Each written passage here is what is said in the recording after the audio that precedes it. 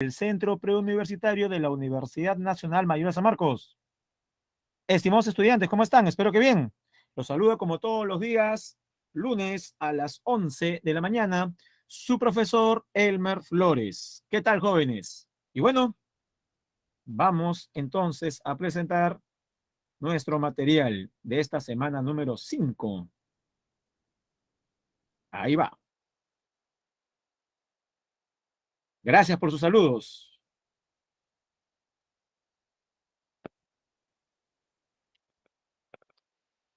Pero nuestro material respectivo ya está.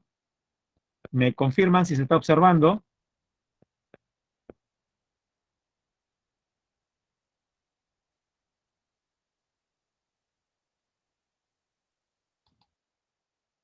Primero lo primero, para que no se resientan algunos de repente por ahí, que son más sensibles que otros.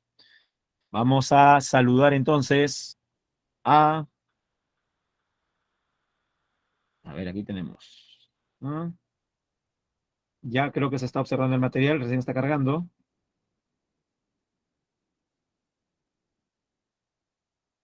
Ya. Saludamos a Hans, a Rosario, a Ángel Raúl, a Matías, Milagros, Piero, Daniel, Marleni, Ariana, Celina, a todos en general. Gracias por sus saludos. Y bien, preguntaba, ¿se está observando el material o todavía? Sí se observa, profesor. Perfecto, muchas gracias. Bueno, jóvenes, pueden leer el título ahí, el relieve del Perú, características del relieve submarino del mar peruano primero, y luego lo clásico, ¿no? Costa, sierra y selva, geomorfología de cada una de las regiones. Pero este tema 5 tiene relación con los dos temas anteriores y que además serán el plato fuerte para su primer examen.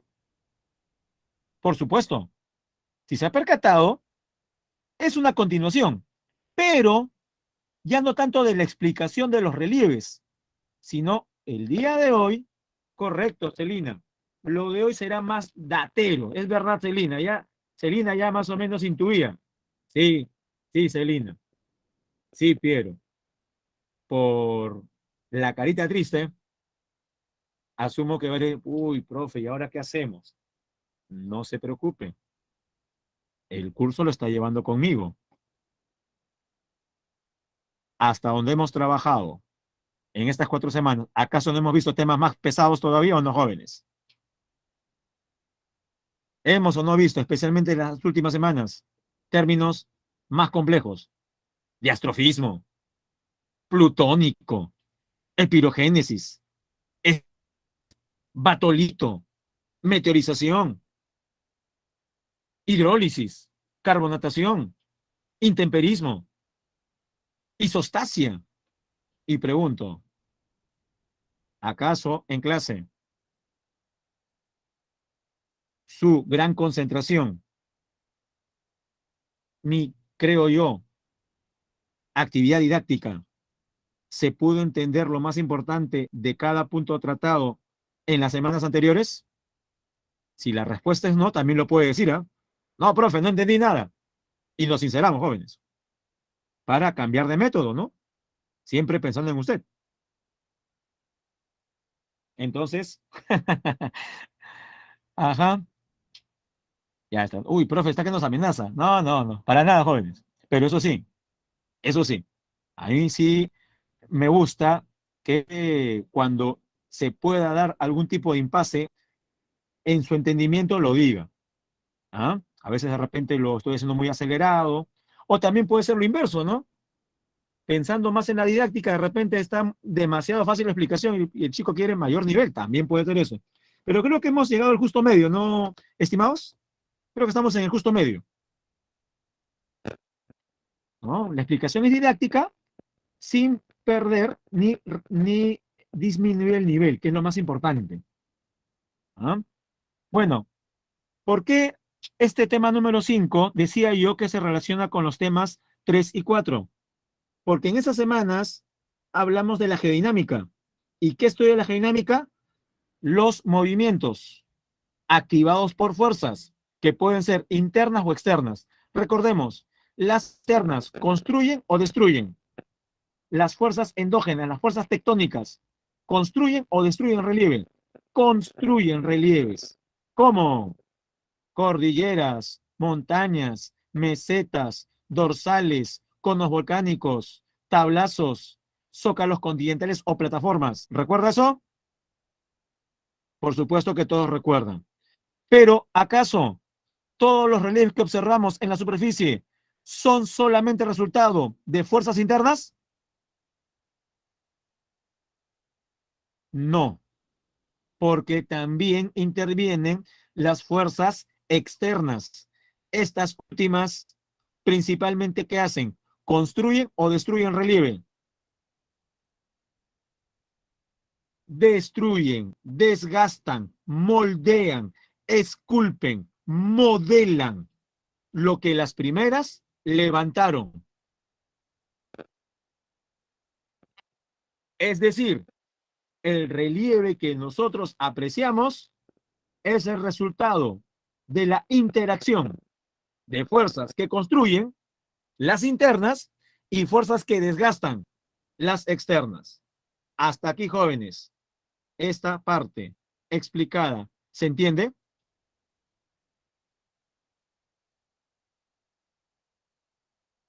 Excelente, jóvenes, perfecto. Y ahora sí, empalmamos con la semana 5. ¿De qué manera? Hoy día estudiaremos el resultado de esa interacción, pero ya no a nivel general en el globo terrestre, sino en un pequeño territorio del mundo conocido como Perú. Es decir, hablaremos sobre los tablazos, sobre los valles, sobre las dunas, montañas, cordilleras que existen en el Perú. Por eso es que algunos decían, profesor, esta es la parte que puede ser más densa. Pero jóvenes, será en todo caso más densa en explicación o en cantidad de datos. Porque la explicación ya la vimos las semanas anteriores. Cómo se forma un tablazo, cómo se forma un valle o una duna. Es por la cantidad. Pero tiene que hacer el esfuerzo, joven. ¿Ya? No desmaye. Además, no se le va a preguntar por todos los relieves, sino por los más icónicos de cada zona, los más representativos. ¿Correcto? Así que si usted no sabe dónde está el Callejón de Huaylas, no le eche la culpa a sus profesores y profesoras durante primaria y secundaria. Para tener usted la edad de 17 años o 18, ¿qué tuvo que haber pasado por su vida para que usted no sepa dónde está el Callejón de Huaylas? Creo yo que hasta un extranjero con una semana en el país sabe esa respuesta. Y usted viviendo 18, que no la sepa, sería la verdad que extraño. A todo esto, ¿dónde queda el Callejón de Huaylas?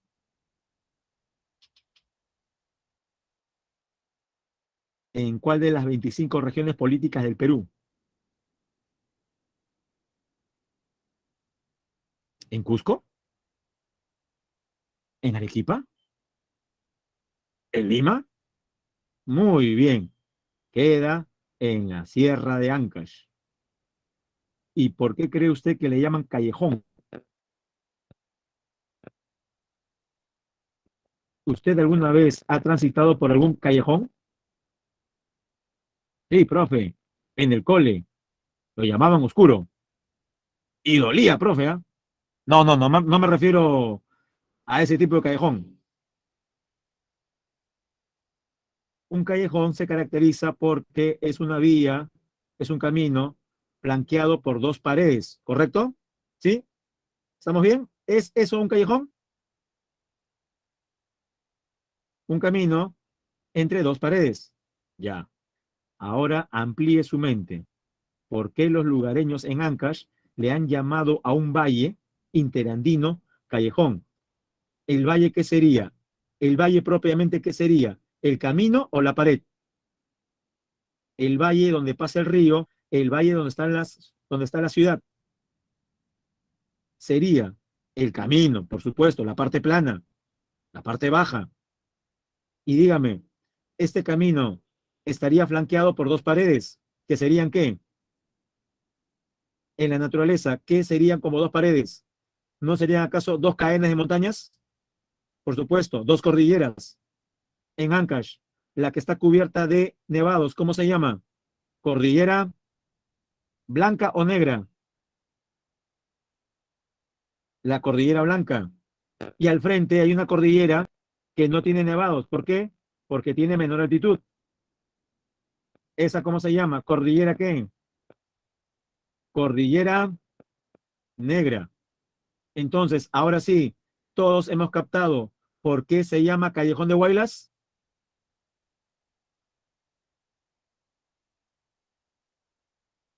Asumo que sí. Pregunta Ángel Raúl. Profe, ¿qué es un valle longitudinal y transversal? Ya.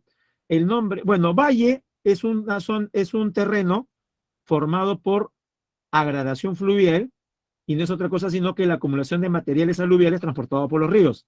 Tienen bastantes nutrientes y favorecen la agricultura.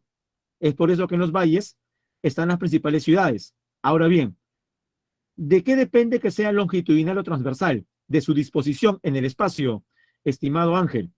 Por ejemplo, si es un valle que en el mapa lo vemos, que está orientado de norte a sur, ¿qué diremos que es? Un valle longitudinal, de norte a sur. En cambio, si vemos que la disposición es horizontal, o sea, de oeste a este, diremos que es, a ver, complete, diremos que es un valle transversal. Pregunto, los ríos que de la sierra bajan a la costa, como el Rímac, el Chillón, el Urín, el Quequetepeque y casi la mayoría de ríos de la vertiente del Pacífico, tienen un desplazamiento norte-sur o este-oeste. O más fácil, ya para que no se haga bolas. Tienen un desplazamiento, estos ríos, longitudinal o transversal. Los ríos de la vertiente del Pacífico es transversal, de este a oeste, o sea, de la cordillera hacia el mar. Entonces, si el río es transversal, el valle formado por este río también será ¿qué? El valle entonces también será transversal. En la costa tenemos valles transversales. En cambio, en la selva alta, ya en la selva alta, si usted se percata, el valle del Guayaga y otros más, tienen disposición de norte a sur, de sur a norte. Entonces, ¿dónde encontramos valles longitudinales? ¿En la costa o en la selva alta, jóvenes? Valles longitudinales. En la selva alta. Espero estimar. No, no, no. En la selva alta. Cuidado, milagritos. Hace un momento expliqué que más bien en la costa, los valles tienen orientación transversal. A no ser que Milagritos Neri esté pensando en la excepción. Y sí, Milagro, yo quiero pensar que usted ha pensado en la excepción. Y de ahí venía la pregunta de su compañero, Ángel. De los ríos de la vertiente del Pacífico, hay uno que tiene recorrido longitudinal. Va de sur a norte. Y es un río que tiene o corre entre la Cordillera Negra y la Cordillera Blanca, pasando por ciudades como Huaraz, Carhuaz, Yungay. Pero no es totalmente longitudinal. Una vez que llega al final de este valle, se, se redirige, cambia de orientación y desgasta la Cordillera Negra, formando el Cañón del Pato. Y de ahí baja la costa, desembocando no muy lejos de Chimbote, en el Océano Pacífico. Jóvenes, con toda esa explicación, ¿de qué río estoy hablando?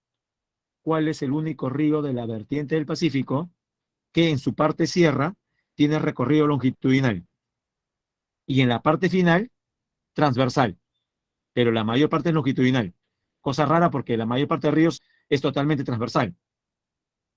Corre entre la Blanca y la Negra, pasa por Huaraz, Carhuaz, Yungay, forma el Cañón del Pato al desgastar la Cordillera Negra. No veo ninguna respuesta y me estoy asustando ya. Ah, menos mal. Ya, correcto, es el río Santa. Muy bien. Bueno, jóvenes, es momento de pasar a la siguiente diapositiva.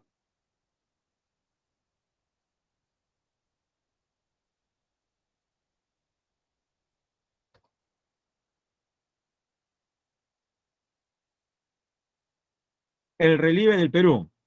La morfología del Perú presenta fuertes contrastes y una variedad de paisajes en cada una de sus regiones. Ya, aquí se entiende mejor.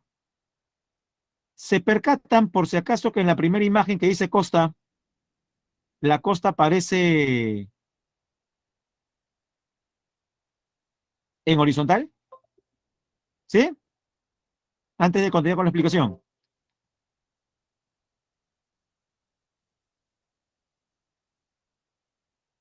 Por eso es que al fondo está la sierra y al otro lado está el océano Pacífico. Ya esa franja que vemos ahí es la costa. Ya, correcto. Entonces, a veces cometemos el error, y esto lo voy a hablar más cuando lleguemos al tema hidrografía peruana. Tenemos la costumbre, la mala costumbre, de a ríos como el Santa, Cañete, el Chincha o el Rima, llamarles ríos de la costa. Usted dirá, profe, pero pasan por la costa. Ya, claro, es verdad. Pero llamarlos ríos costeños haría pensar a cualquier persona que son ríos que solamente transitan por la costa. Y mirando el gráfico, jóvenes, estos ríos llamados de la costa, ¿son totalmente costeños? ¿Dónde se origina la primera gota de agua de un río? Por lo general, ¿no es acaso en los deshielos de un nevado?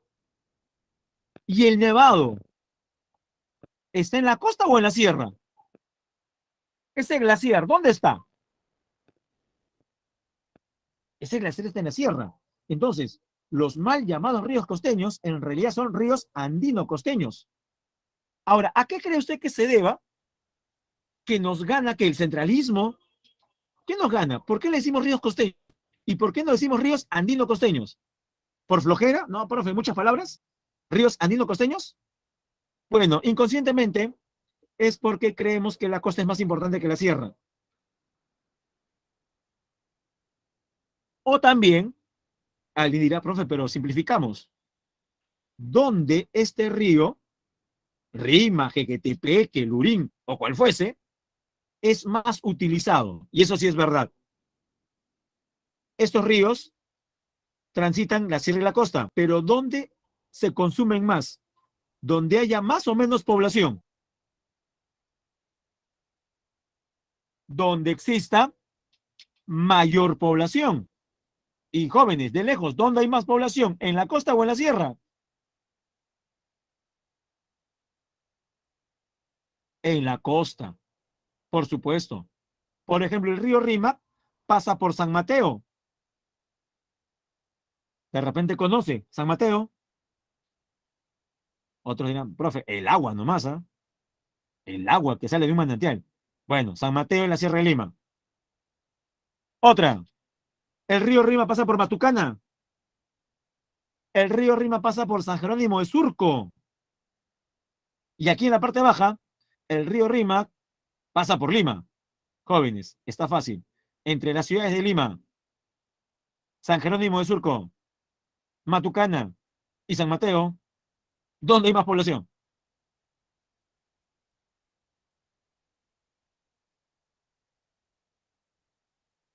Desde luego que todos sabemos que en Lima, ¿no? Casi 10 millones de personas.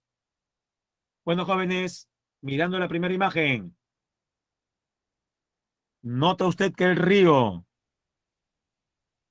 luego de transitar por la sierra, llega al desierto de la costa y producto que en la costa el terreno es más plano, todo lo que había desgastado y transportado va a comenzar a hacer ¿qué? Se nota en la imagen que el río ha depositado materiales. ¿Logra notar eso en la primera imagen? Que el río, luego de transitar la sierra, en la costa deposita los materiales transportados. ¿Correcto?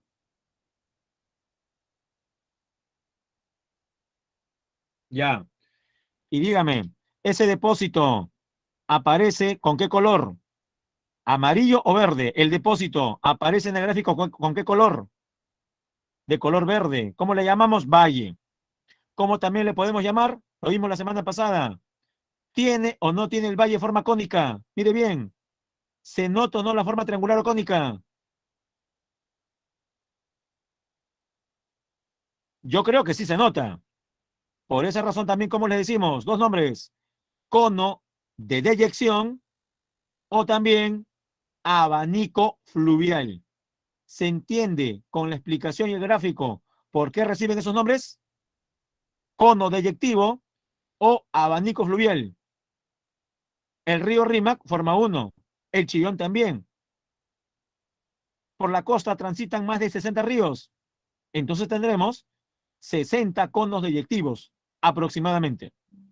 Veamos ahora la imagen de la sierra, lo que les expliqué.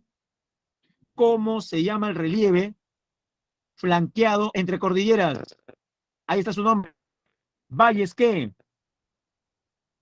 Valles interandinos. ¿Por qué se llaman interandinos? Porque están entre los Andes. Y a la derecha, una imagen de la selva. Muchos dirán, profesor, si es selva, ¿por qué veo montañas? Porque hay dos selvas. La selva alta, o Rupa Rupa, y la selva baja, Uomagua. ¿Cuál de las dos tiene montañas? Cataratas y pongos. ¿La alta o la baja? La alta, desde luego, por la pendiente. Entre la alta y la baja, ¿cuál tiene mayor potencial hidroeléctrico? Dado que sus ríos bajan con fuerza, la fuerte pendiente. También la alta. En cambio, cuando el río llega a la selva baja y transita por la llanura, ¿gana o pierde fuerza? Si el terreno es plano, ahora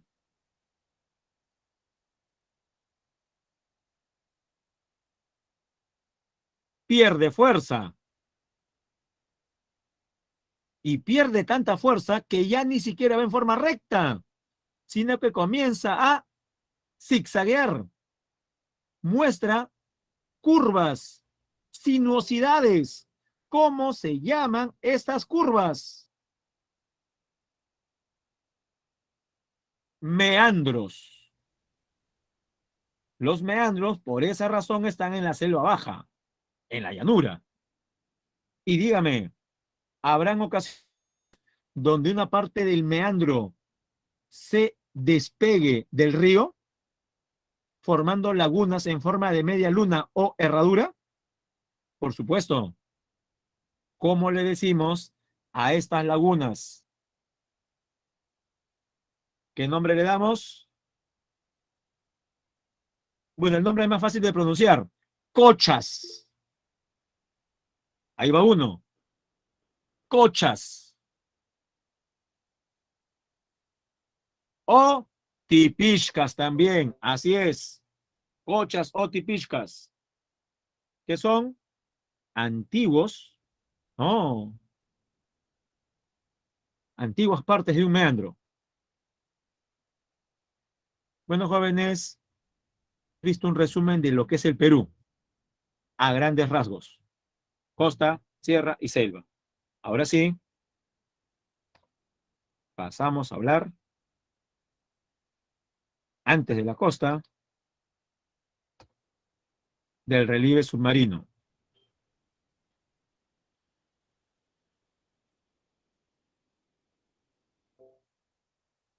Zonas. Inmediatamente después de la orilla, ¿qué viene? Un relieve que va de 0 a 200 metros. Es la continuación del continente. ¿Cómo se llama? Zócalo o plataforma continental. Recuerde, de 0 a 200. Luego, de 200 metros, el relieve se vuelve mucho más abrupto, como si fuera una pared. Aquí encontramos cañones submarinos. Nombre, talud continental. Va de 200 hasta más o menos 3000. De 3000 hacia abajo, vemos o encontramos los abismos, que tienen varios nombres. Bueno, aquí dice fosa marina. También le puede llamar fosa abisal, fosa oceánica.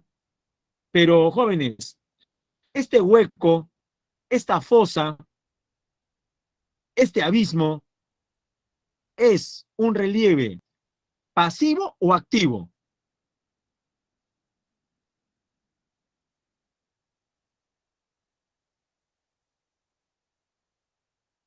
Es activo. ¿Por qué? Porque la fosa en realidad y sus dos laderas son la frontera entre dos placas tectónicas. No sé si se ha percatado. En la imagen, una placa está con nombre, la otra no. La placa de Nazca, ¿logra leer qué dice placa de Nazca? Por supuesto. La que está al otro lado, hacia el este, o hacia la derecha, como dirían algunos, hacia el este. ¿Qué placa es? La placa donde estamos nosotros, que es continental, la sudamericana. La fosa no es otra cosa sino que la zona de subducción entre la placa de Nazca y la placa sudamericana. ¿Por qué subducción? Porque en la convergencia de placas existe una placa oceánica que al ser más densa, nos referimos a la de Nazca, se subduce por debajo de la placa sudamericana que es continental, levantando el territorio y generando los Andes. ¿Podemos afirmar nosotros que con el Himalaya pasó lo mismo? ¿El Himalaya también se ha formado por subducción, como los Andes? Estamos preguntando para que retroalimente lo que se ha visto en otras semanas. Obviamente no. En el caso del Himalaya hablamos de un proceso denominado obducción. ¿Correcto, jóvenes? ¿Sí? Hay subducción y también hay obducción. Ambas son el resultado de la convergencia de placas. Bien, sobre la placa de Nazca, usted observa que se ha formado una cordillera volcánica submarina que recibe el nombre de dorsal de Nazca. Esos son los 4 relieves más importantes del fondo del Mar de Grau.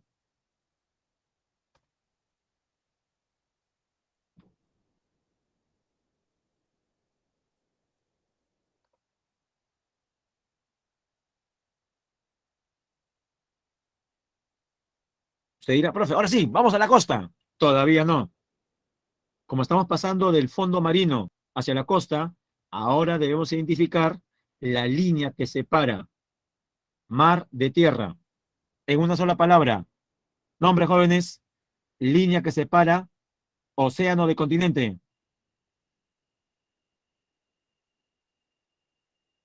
Muy bien, se llama litoral. Y si el litoral es la línea que separa océano de continente, ¿qué altitud presenta?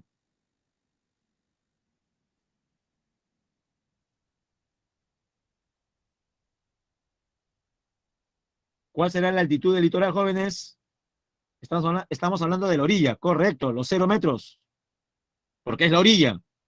0 metros sobre el nivel del mar, cero.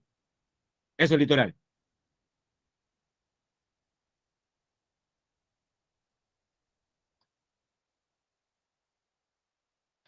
Es la zona continental en contacto con el mar.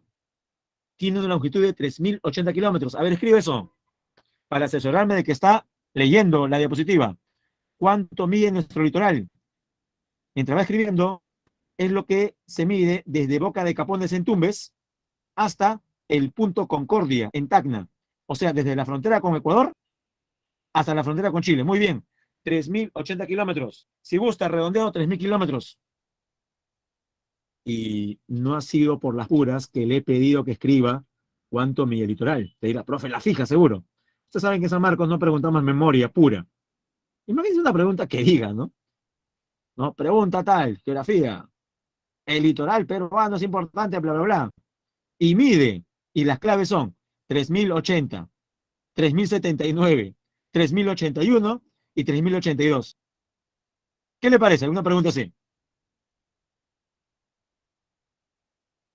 ¿Es o no puro memorismo esos jóvenes? Y las cifras pegaditas. 79, 80, 81, 82. Sí, de profe, qué abuso. ¿Ya ven?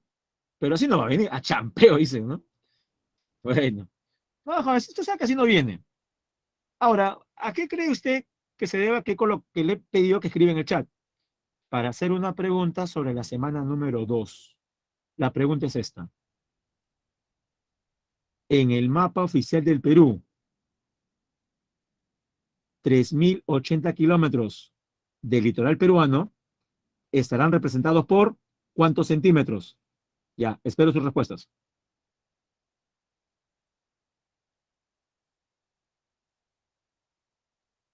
3.080 kilómetros, que es lo que mide nuestro litoral, en el mapa oficial del Perú, elaborado por el IGN,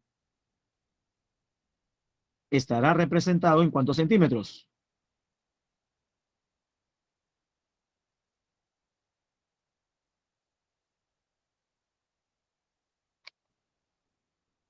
A ver, por lo visto me voy a tomar un café, creo, ¿no? ¿Y regreso? ¿Sí? Hasta ver una respuesta. Ya pasaron 20 segundos y nadie ha escrito nada.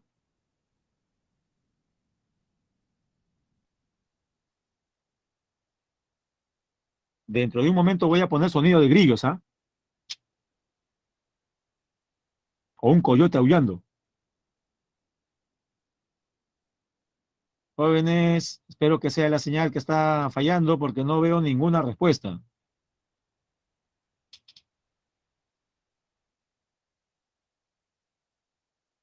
Bien, para no renegar. ¿Recuerdan ustedes? Ah, por fin. Gracias, Venturo. Menos mal que está el señor Venturo para salvar el honor del aula 22M, que ya, al menos en esta pregunta, me estaba preocupando. Muy bien, Venturo. Ahora, ¿por qué Venturo pudo responder correctamente y el resto no? Porque seguramente la mayoría ha estado todavía pensando, ¿y cuánto es la escala del mapa oficial? ¿Ya se le olvidó? A ver, escriban, porque esto sí es fácil. ¿Cuánto es la escala del mapa oficial de Perú?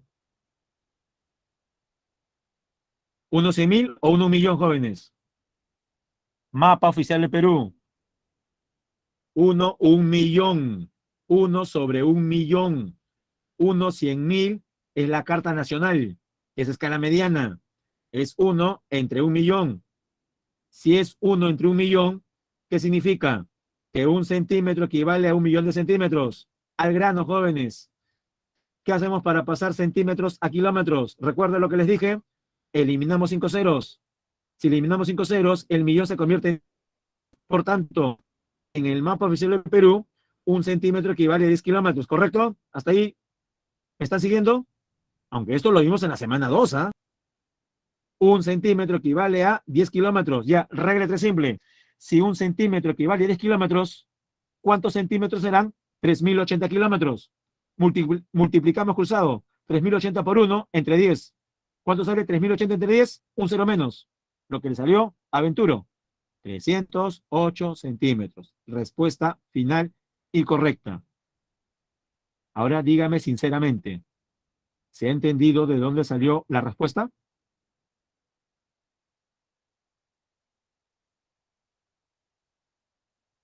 ¿Ariana lo entendió? El resto sí. No descuide repasar las semanas anteriores. Sería muy triste que usted, el sábado anterior al examen, a las 11:58 de la noche, recién esté revisando estos temas. O peor, que ni los haya revisado todavía. Y así, todo desarmado o desarmada, ¿no? Se va al examen. Y no, no, eso no puede pasar. ¿Correcto? Bien. En el litoral identificamos varios accidentes. Comenzamos con las bahías. ¿Cuáles son las más importantes en el Perú? Chimbote y Guarmey en Ancash, Paracas e Independencia en Ica, Matarani en Arequipa, Callao en el Callao. Penínsulas, la más grande del Perú, Illescas en Piura, El Ferrol en Ancash, Paracas en Ica. Puntas, en Tumbes, frontera con Ecuador, Capones, en Piura, Punta Pariñas, Punta Balcones, Punta Aguja, en el Callao, La Punta, en Lima Sur, La Chira. Esteros. ¿Qué son los esteros? Son los terrenos fangosos ubicados en la desembocadura de algunos ríos de la costa norte, especialmente el Tumbes, aunque también encontramos el estero Cerumilla, formado por el río Cerumilla, los esteros de El Bendito y Puerto Pizarro, formados por el río Tumbes. Recuerde que aquí la vegetación característica son los manglares, y también la Bocana de Miramar, formado por el río Chira, y San Pedro por el río Piura. Ahora bien, ¿qué me interesa aquí? Que me diga cuál de estos accidentes litorales es el que presenta mejores condiciones para la construcción de puertos marítimos e incluso megapuertos, como el que están haciendo en Chancay. Las bahías. Porque recuerda la semana pasada que mostramos una foto de bahía. Parecía una laguna dentro del mar, ¿recuerda? De forma semicircular. Y donde las aguas estaban violentas o calmas en una bahía, las aguas están más o menos calmas. Y eso es bueno o no para el estacionamiento, por así decirlo, de embarcaciones. Por supuesto, las bahías son las mejores zonas para instalación de puertos. Es por esa razón que muchos puertos se llaman igual que la bahía. ¿No me cree? Veamos. En la bahía de Paita, ¿qué tenemos? El puerto de Paita. En las bahías de Chimbote y Guarmey, los puertos de Chimbote y Guarmey. En la bahía de Matarani, el puerto de Matarani. En la bahía del Callao, el puerto del Callao. Pero no siempre se cumple, porque también tiene bahías cuyos puertos tienen otro nombre. La bahía más grande del Perú se llama Sechura, pero su puerto no se llama Sechura, sino Bayóvar. ¿Había escuchado usted ese nombre? Bayóvar. Me imagino que sí. Puerto de Bayóvar. Se ubica en la bahía de Sechura. O también lo que pasa con la bahía de Paracas. El puerto en la bahía de Paracas no se llama Paracas, sino la gente le llama más Pisco, Puerto de Pisco, aunque su nombre oficial tampoco es ese, sino Puerto General San Martín.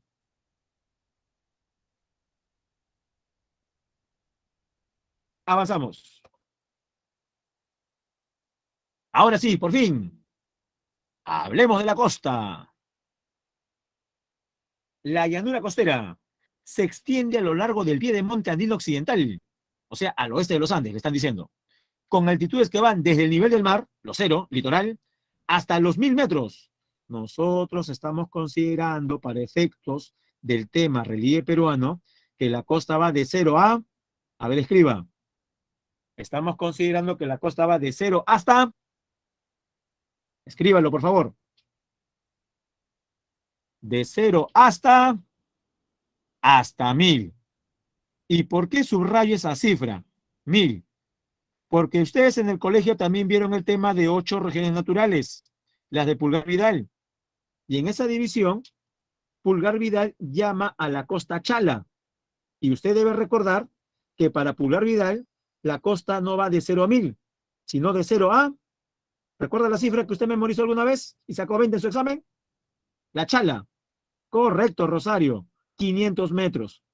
Entonces, antes de que haya una confusión por parte de varias personas, digo, uy, profe, ¿no eran 500? 500 en la división de Javier Pulgar Vidal. Para efectos del tema relieve peruano, estamos duplicando la altitud y es 1000. ¿Correcto? ¿Sí? Perfecto. Esta llanura llamada costa, esta franja desértica, en cuanto a espesor, ¿es homogénea?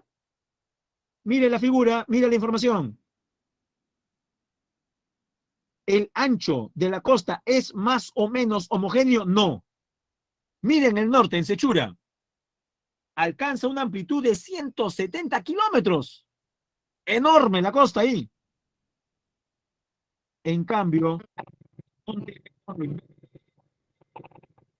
está muy delgada. En Punta de Lobo, Arequipa, cerca a Ica. Escríbalo. ¿Cuántos kilómetros nada más? Compare con los 170 de Sechura, Piura. Solamente 5. Para que capte mejor la idea, voy a preguntar y diga sí, o diga sí, a aquellas personas en este salón que tengan la buena costumbre para la salud de su cuerpo, de por lo menos a correr 2 o 3 veces por semana.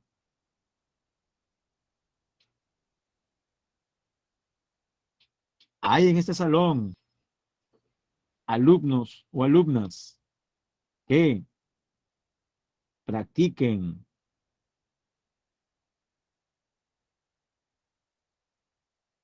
y salgan a correr regularmente 2 o 3 veces por semana, cuando menos. Como nadie dice nada, asumo que están más preocupados en estudiar. Bueno. Pero Ángel lo hacía. Ya no tiene tiempo. Ya no está bien. Cada uno tiene que saber en qué momento hace sus actividades. Fran todavía. Mire, Fran es de mi equipo. Yo también, antes de comenzar a dictar el día de hoy, salgo a correr. Por lo menos unos 50 minutos, ¿no? Por lo menos. Ya, ¿por qué pregunto esto? Eh, Natación es otro nivel. No, no. Yo hablo de algo más democrático y sencillo, que es correr. Y luego estudiar más. Claro, mejor.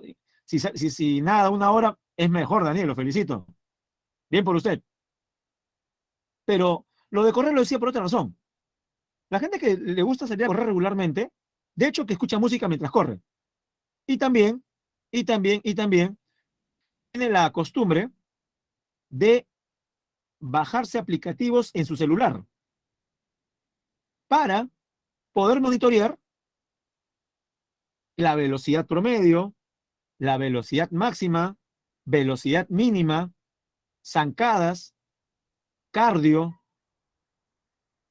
kilómetros avanzados, comparación con la carrera anterior. Hay aplicaciones de todo tipo.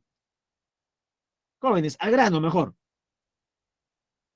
Para recorrer, para trotar 5 kilómetros, más o menos, ¿qué tiempo se emplea?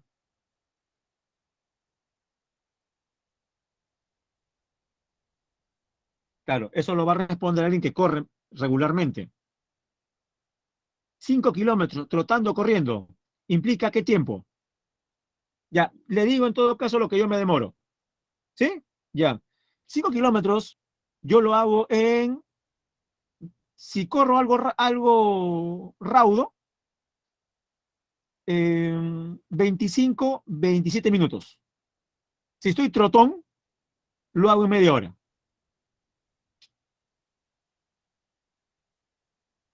Ya, esto no es para yo echarme flores, por si acaso, sino ahora regrese su mirada al mapa. Desde, desde la orilla en Arequipa hasta la sierra hay 5 kilómetros. Significa que en Punta de Lobos, si usted se va trotando desde la orilla del mar rumbo a la sierra, ¿en cuánto tiempo ya está en la región andina? En media hora, jóvenes. ¿Puede creerlo? ¿Captó la idea? Usted está en el mar frente a Arequipa, la orilla, armando su castillo de arena, y decide trotar en sentido inverso al mar. Y en 30 minutos ya cruzó toda la costa y está entrando a la sierra. Eso solamente, ¿dónde lo vemos? ¿Dónde se da? Pregunto, ¿a lo largo de toda la costa o en un punto en particular? En un lugar específico que vemos en el mapa. ¿Cómo se llama? En Punta de Lobos, Arequipa. Así que ya sabe, 30 minutos y ya estamos en la sierra. Y sin carro, ¿ah? Pero solamente en Punta de Lobos. Ahora sí, jóvenes, relieve de la costa. Principales tipos de relieves. Si ha estado atento a la clase, ¿estos valles de la costa son transversales o longitudinales? En el PPT no se menciona eso, pero yo les pregunto a ustedes, son transversales, correcto, son valles transversales, también llamados abanicos fluviales, también llamados conos de deyección. Sus suelos son los más productivos del territorio peruano. ¿Qué es esos valles? Por ejemplo, lo tradicional, caña de azúcar, arroz, algodón, y también lo no tradicional que está, que la rompe en el mercado, en el mercado internacional, los arándanos, los espárragos, el pimiento piquillo, el ají páprica, marigold. En el norte sembramos hasta pal, principales valles de norte a sur, en Piura, Chira, en Lambayeque, La Leche, en La Libertad, Jequetepeque, en Ancash, Santa, en Lima, Chillón, Rímac, Lurín, en Lima Metropolitana, en Lima Región, provincia de Cañete, el río Mala, en Ica, el río Ica, en Arequipa, el río Camaná, que aparece en la foto, en Moquegua, el río Osmore, también llamado Moquegua, y en Tacna, el río Capli. Ahora bien, en un valle notamos la presencia del río,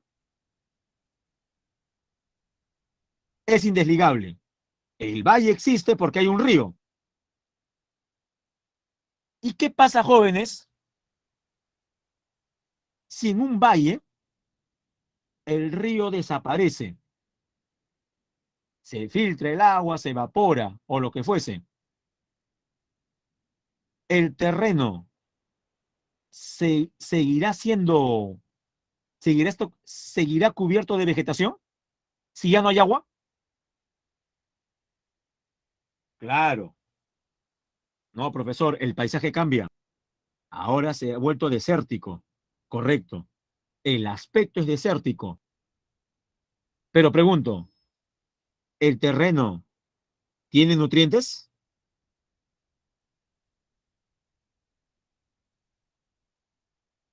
El terreno contiene nutrientes. ¿Se podría entonces practicar la agricultura en esos lugares? Sí, pero previamente hay que solucionar el inconveniente. ¿Cuál es? La falta de agua. Solución, proyectos de llevar a cabo en estos lugares, proyectos de irrigación. ¿Cómo se llaman esos terrenos que antiguamente fueron valles, pero tienen potencial agrícola? Ahí lo puede ver en la pantalla. Nombre, las pampas. Llanuras desérticas poseen gran potencial agrícola. En esto se desarrollan los principales proyectos de irrigación. Veamos, la pampa más extensa del Perú se llama Olmos y el proyecto se llama igual, Proyecto Olmos. En la Libertad tenemos las pampas de Chao, Virú, Mochi, Chicama. En la foto la pampa de Chao. Y gracias a un gran proyecto de irrigación, hemos convertido esta zona baldía en terreno de agroexportación. ¿Puede escribir en el chat el nombre del proyecto que irriga las 4 pampas a la vez? Su nombre deriva de la unión de las sílabas primeras. Así es, Milagritos. Muy bien. Chavimochic. Cha de Chao. Vi de Virú. Mo de Moche y Chic de Chicama. Pero, sincérese, ¿alguno de ustedes pensó que el nombre Chavimochic derivaba por las culturas Chavín y Mochica?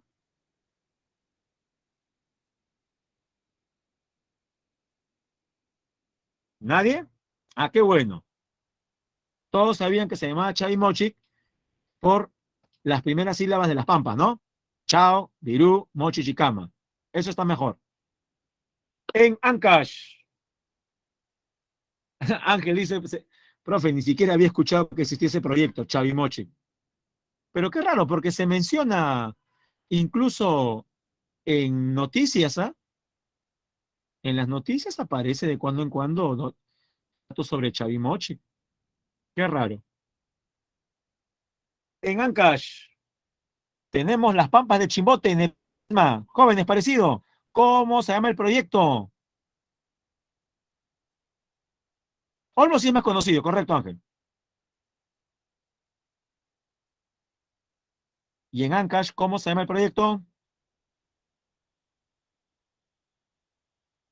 El nombre tiene un origen similar al que tiene Chavimochic. Nadie, ni juntando sílabas. Proyecto, lo digo yo entonces. Proyecto.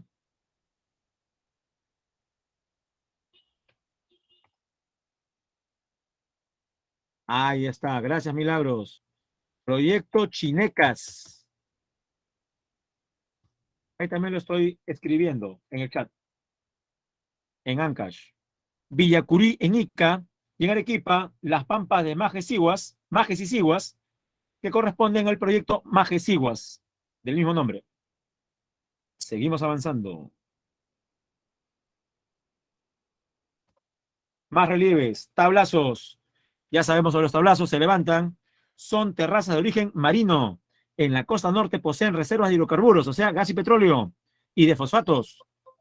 Destacan Zorritos en Tumbes, Pariñas, Negritos, El Alto, Lobitos, Máncora y Talara en Piura. Tabla del Urín en Lima y el Gran Tablazo de Ica en Ica. En la foto, Máncora. Depresiones son zonas hundidas ubicadas bajo el nivel del mar, donde se da el afloramiento de aguas, por lo general muy saladas. La depresión más profunda del Perú es Bayóvar, con 37 metros bajo el nivel del mar, rico en fosfatos.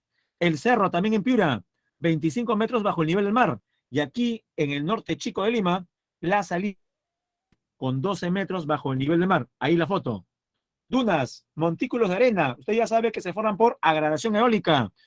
Destacan las de tipo Barján, o sea, en forma de media luna. La más alta, la duna de Purpur en Virú, La Libertad. Dunas del desierto Sechura en Piura y las dunas que rodean la Huacachina en Ica, donde se practican algunos deportes incluso. También tenemos en la costa el inicio de los Andes, naciones andinas, también conocidas como cerros. Ejemplo, cerros, el Morro Solano en Chorrillos, San Cristóbal en el Rímac. Algunas estribaciones se cubren de vegetación, de lomas, por la neblina y la llovizna de invierno. Tenemos las lomas como la Chay, protegida como Reserva Nacional, Paraíso y Lúcumo aquí en Lima Metropolitana, pero la más extensa queda en el sur, Atiquipa en Arequipa, que aparece en la foto, y quedan rezagos de una antigua cordillera, la cordillera de la costa. ¿Dónde vemos rezagos de esta cordillera? En el norte, Illescas, Paita, Cerros de Motape, y en el sur, desde Paracas hasta la frontera con Chile. Mis jóvenes, nos vamos al receso de 15 minutos, pero les dejo este mapita para que en el receso o en su regreso pueda visualizarlo, entenderlo y hablar sobre esto a las 12:10 que nos reencontremos. ¿Correcto, jóvenes? Bien. Entonces, con su permiso, nos vemos en 15 minutos.